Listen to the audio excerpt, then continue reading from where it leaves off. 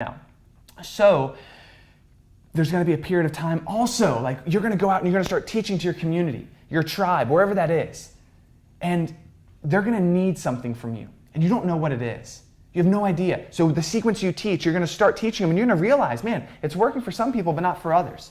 And so now I've got to change it. I've got to make it more relevant. I got to actually tailor it to who's in front of me so that I can teach to where they are right now. If you don't know the why, you don't have that ability. This is the most important thing for us, is we know that where you're going to go, you don't know. And you don't know where you're going to end up, where you're going to be teaching, what part of the world it's going to be, what's the culture there. But we know that if you understand the why, you understand the methodology, and you hold to it, whoever ends up in front of you on their mat in your class is going to feel served, and you're going to help them in a way that literally will blow their hearts, minds, and bodies wide open. So that is why the framework, right? And so Chris touched on it a little bit, but before we jump into teaching tools, we're going to do it in just a minute, but I want to just cover this one piece that he touched a little bit. But so the methodology follows myofascial lines. We break our classes into 7 steps. Each of these steps has something we're specifically doing, and each one of those steps accesses a specific line of the body.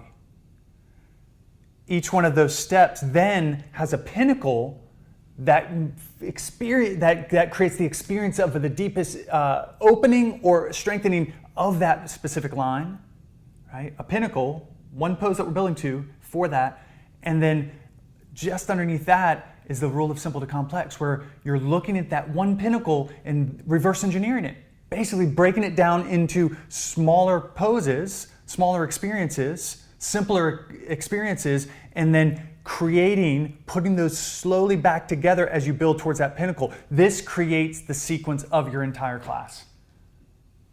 At least that's what our minds did when we learned this. And then we started developing it and adjusting it and adapting it to our own community and our own needs. It was what? This? And I can't tell you the fulfillment that was happening when we were oh my God, this is the common thread that we learn in martial arts applied to yoga.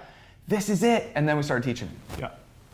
And the proof's in the pudding. We have teachers who come out and man, they're they understand it. They know the why. We support them through it. And their whole teacher training is developed on understanding the why. But even more important, as important, I don't know, I think I'll probably say this, and every day, this is the most important thing ever. And this is probably the most important thing ever, is that it is. It's definitely the most important. On par with the methodology is understanding that you can learn how to teach a pose, meaning I know the alignment and I know what's the basic body position, and I know how do you modify and how do you go deeper, what's the deepest expression, and you can understand that. But if you don't know the methodology and how to put them together, and that's what we just talked about, man, you're missing a huge piece of the puzzle. The next piece is, how do I teach it? Because knowing how to teach a pose does not mean you know how to teach a class. There are attributes that need to be developed right now so that you step out of a training and you have the confidence of being the MC, of being the orchestrator, not just of the sequence. Right? Most people walk out and they're man, I know I can teach you in an up dog, and I can teach your extended side angle, and I can teach your triangle, but they don't have tempo. They've never cultivated the voice. They don't know about the rhythm of the pacing, the tempo of the class. They've never played around or understood that, man, light is energy, and where the lights are dictates the feeling of the class. They don't understand that, the music timed and synced with the energy of the class. That's an attribute that you can develop, music, orchestration, so that it supports the experience of the highs and the lows of the movement of the class. Man, if that's if we're not talking about that, and how about your own experiences of you practicing and understand that that's part of attribute development, because what you love in classes is how you're going to be teaching your classes. There is a way of not just learning a pose and learning a pose, which is kind of what we learned in teacher training. And what a lot of people are learning in teacher training. Yeah. But understanding that, man, what we want to work is the attribute. It's attribute development. So that, man, you've got these attributes of being able to inflect, being able to have right tempo, being able to share your experiences, attributes of being able to finesse and work and orchestrate the lighting, the music, if you teach with heat, so that you give this experience that is unparalleled. So let's talk about those attributes. Yeah, it creates, what Chris is describing is the way in which you create texture in a class. This is the difference between a phenomenal class and an average class. This is the difference between a teacher having tons of people coming to their class and wanting to take their class and having a couple people take your class. This is the difference, is if you can understand how to add the texture of the class, you'll blow people away. Straight up, blow people away. And teaching tools is how to do it, right? The attribute training is how to do it. Attribute training, so this is what Chris is writing up here, attribute development consists of a few major pieces, right? A few major pieces. And all of these have a specific framework on how to train them. How do you work these specific pieces in order to get really good really fast? If we can, it's honestly, it's all based around energy. And I don't mean that in a kind of foo-foo, hippity-dippity way, but it's essentially energy. How can you manipulate the energy in a class to make people feel a specific way? How can you, as the MC of the class... He is not a DJ, by the way. No, as you can tell by his beatboxing. No idea what I just did there. I just saw it. Even worse than mine. Yeah, it was really bad. We were like, I'm turning this. Yeah. You just lost everybody. All three of you just jumped off. I'm out. We'll see you next time. What was I talking about? Energy. How to manipulate energy. So again, being the MC of the class is how do we manipulate the energy of the class? How can I manipulate how people feel in a specific way? And I say manipulate, you're like, isn't that kind of a bad thing? No, manipulate meaning how can I control the energy in the class? How can I specifically make people or help to set up the environment so that people surrender to the experience? Another way of saying it, right? And it's these major pieces here, right? First being your voice. Your voice is so powerful. It has the ability to get you excited. So if I came at you, I was like, yeah, you have to do this. This is amazing. Yes! Right? Simply voice. I just inflected. I also raised it a little bit. I probably just blew some eardrums out. But I could also be like, hey, everybody. Welcome to the Teacher Training Sneak Peek. I'm John, and this is Chris over here. Hi. And we want to tell you how excited we are about teacher training. And right, voice. Am I excited? Am I bringing the energy? In a class, that's done through a couple different ways. So it's voice inflection, kind of what I showed. So inhale, sweep the arms high. As you exhale, fold forward. I could say it like that, or inhale, sweep the arms high. Exhale and fold forward. Totally different energy, right? People are like, oh yeah, I'm going to sweep the arms high and I'm going to fold forward. I'm excited about it. And the next was like, are they really wanting to be here? The other way is being conversational. Right? Can I have a tempo and a cadence and then just break off into a little bit of me talking? Like, and so guys, in this pose, this is how I feel. Like I was just doing this pose the other day and I felt this, but then I just made this little shift and I was like, aha. So try this by doing this little shift here, in and release, come into down dog, blah, blah, blah, blah, blah, right? So a little piece of conversation can shift in and all of a sudden shift the whole energy of the class. The moment I become conversational, people are like, what is he saying? What's John saying? I'm interested. Oh, okay, we're back into the groove and going. I can control energy through my voice. Yeah, we had a teacher one time, and in the very beginning, when we first opened, we weren't doing teacher trainings, and everyone we would send to the teacher training that we did in Florida. And so one teacher came back, and we tried, they came in, and we had a process of coaching them. And there was one teacher that was teaching this one class, and she ended up leaving and kind of doing her own thing, so it was all good. It was very amicable, and we were like, man, God bless you, do your thing, and if we can support you anyway, we will. But so when she left and all of a sudden someone else subbed, all of a sudden we had students come up to us and they were like, man, she was awesome, but man, there were points at which she would just yell. And I remember back, because some of the coaching that we would give is like, man, you just need to be more inflective here. And she took that as loud. Okay, I'll be louder. And yelling, just straight up yelling at people. So there's a range. You have everyone, and this is part of the stuff that we do in the coaching within the training is we try to find where your limits are. What's too soft and puts people to sleep, or too soft and I can't hear you, because you can be soft, but still inflect. You can have that like nurturing. I'm talking to like my child and trying to put her to sleep without like you can't without like being able to hear like so you can actually hear me. But there's also a range where it's too high, what's too loud. Do I feel like I'm yelling? But there's a way because there's a way to inflect more energy. And everybody has a bandwidth of like what goes too low, what goes too high. She had just like blown past her bandwidth and was just yelling. And so our point is, this is so important because the biggest, number one way you are able to orchestrate the energy is with your voice, right? To like evoke emotion. And then the next level is like whether it's in Shavasana or whether it's in like a strong like balancing pose, right?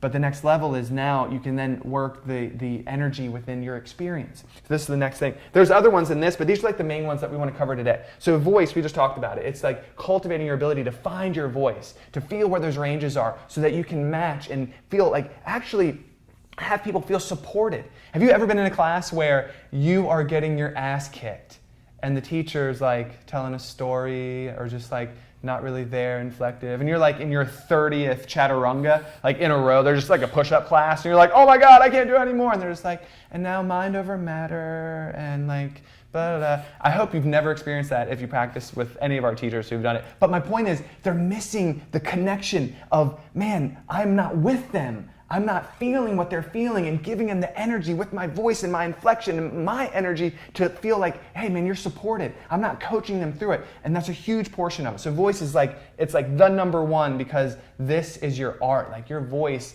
is the tool that we cultivate to be able to really craft the art of teaching. And one of the key pieces to that, what Chris just mentioned, what I wanted to highlight again, is that you match your voice to the energy that your students are experiencing so that they feel like you're with them in the experience. So if your students are doing some intense pose, you have to grit it and like teach with a little bit of energy, like, okay, and then a little bit more for 3, 2, like, get into it, then they're like, oh yeah, John's with me. He understands exactly what I'm feeling. I can hear it in his voice that he understands how I'm feeling right now. Or if they're in a softer pose, I'll bring a softer energy to it. And like, all right, and take a long inhale and a long exhale, and give them. And it doesn't have to be like whisper. I can still I can still emphasize the softness and be in the experience. So voice matching the experience your students are having.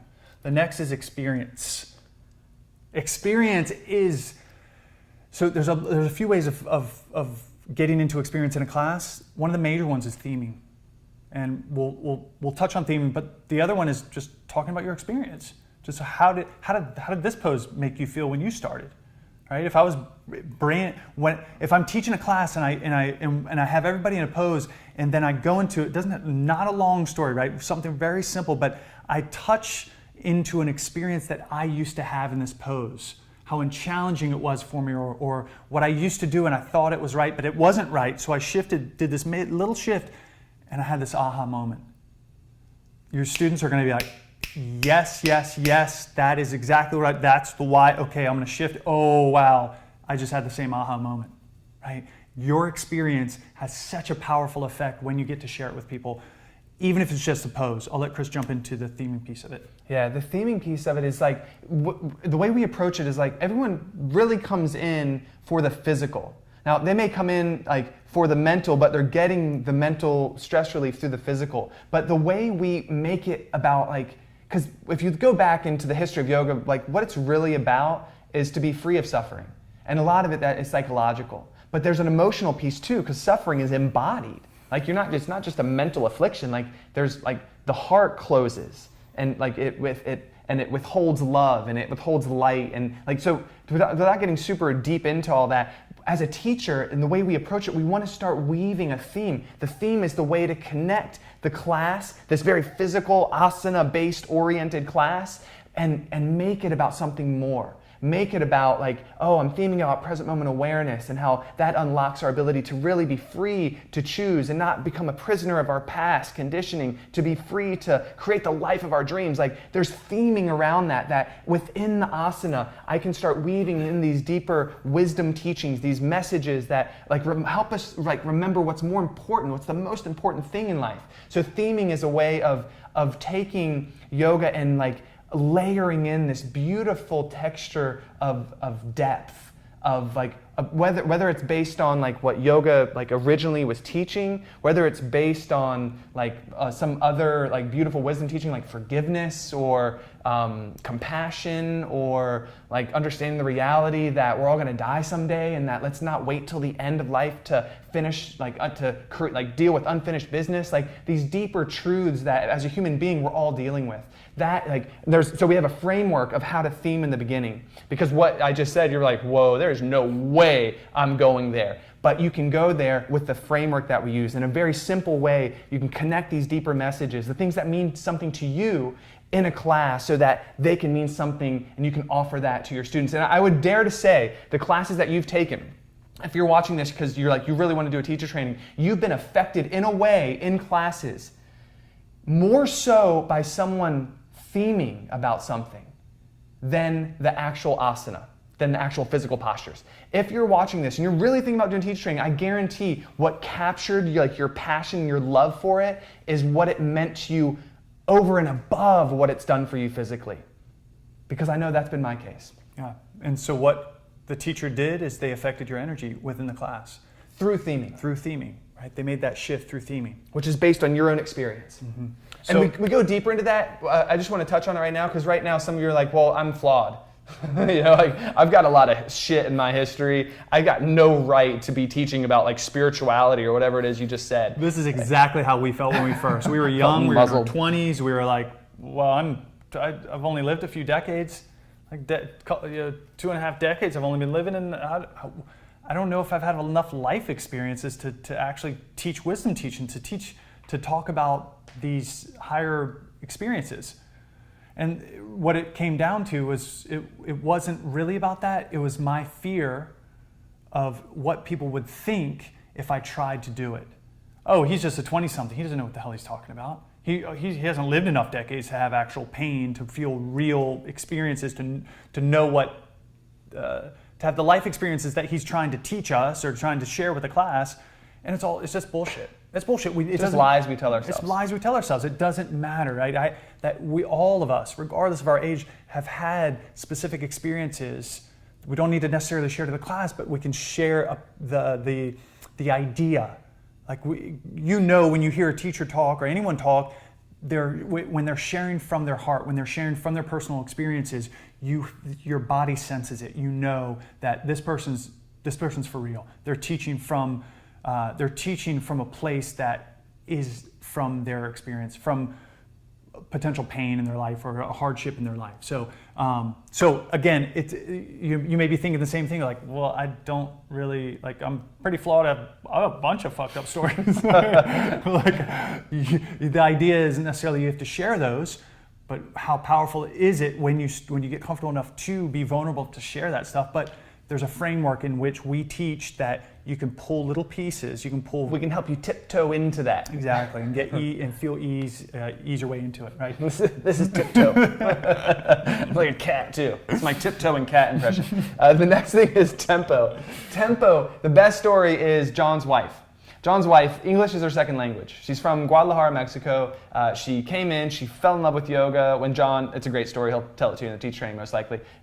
They met John was on a surf trip in Mexico. She met him, he met her, he taught yoga, she fell in love, they fell in love a couple months later, and then they got married. That's like total fast forward. It's way better than that, what I just told you. But anyway, so she wanted to teach, right? Talk about an uphill climb. Like if someone said, Chris, in like 6 months, you're gonna have to start teaching yoga in Spanish. I would be like, sorry, not gonna happen. I'm going back to America. If I wasn't, you get my point. But here she was, and she went through it. She did it. Now this is my point. When I'm talking about tempo, she was an amateur DJ, right? So she understood music. She loves music. Actually, all the playlists that you listen to at any of our Hot House studios are designed, like she has developed all of them.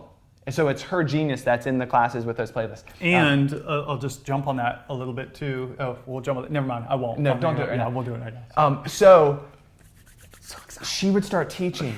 And English is her second language, right? So like for no fault of her own, she would mean hand and she would say elbow. Or she'd mean knee and she'd mean hip. Shin or chin, or something like that. And so like, she would be like, now inhale your right hip high and step your right hip to your right thumb. Like, and no one cared.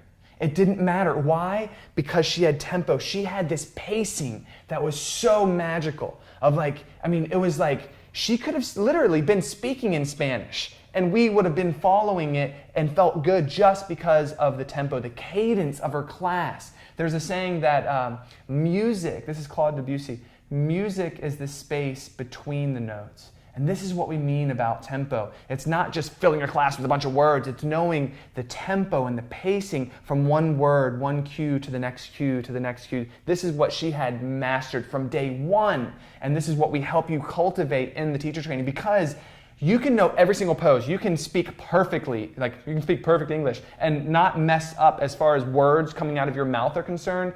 And the class will feel choppy if you don't have tempo. It would be better for you to butcher the English language and have good tempo than vice versa. This is the magic of a class when there's tempo, when there's a pacing, because you're like, naturally our bodies start vibing on it. They start falling into the rhythm of it. When a teacher's really good at it, man, it makes it effortless. You drop into the class, and the value of that is you let go of whatever happened in your day. Mm-hmm. That's tempo. Well said. I don't have anything to add to that. Yes. So my goal in life is to speak so well that John has nothing to add. Nothing to add. All right, talk about music, John. So music, where this is what I'm gonna jump into music. No, I'm so hold. Braveheart. Anyone get that one? Hold. Okay, I digress. Music, the power of music. So again, every single one of these manipulates energy, controls the energy of the class. Music is the same way. There are a lot of styles that like no music in this style. And the reason for that, if you take it back far enough, this is so yoga asana. So what we're doing in classrooms of poses. The first book ever written about hatha yoga, about the physical practices, the poses themselves, was from the 1400s, 1500s, right? Hatha Yoga Pradipika. Doesn't really matter. But my point is that you take it back far enough, not to the 1500s, but even 100 years ago, 150 years ago, 200 years ago. Imagine how difficult it would have been to bring a whole band into class, right? If you get where I'm going with this, right? So they didn't have iPods, they didn't have stereos, they didn't have like the ability to just, I'm gonna cut on this cool song right now. They didn't have that ability. Like they would have to bring a band in, right? Every single class and start playing instruments. Now, teachers will say, oh no, there's more than that, because there's a thing where you like music will distract this and this. Yeah, I get it. Okay, yes. But music has a very powerful effect in a class. Very powerful effect. It can shift energy so quickly and so powerfully that, and it's so accessible right now that, in our opinion, you should have it. Yeah, here's the best example, and you can do this. Watch a movie that evokes emotion. And like just go for like one clip, like 3 minutes of like there's a passionate kiss or like someone's like on their deathbed, and do it without music. Watch it without music. And you'll watch it and you will not have the same emotion. It'll just be two people, moving. When the movies do this so beautifully, they have the perfect soundtrack that matches the experience and the feeling of the moment, whether it's love or loss. This is what we're saying, from your movie experience that the power of music, and we can add that texture, that flavor in classes to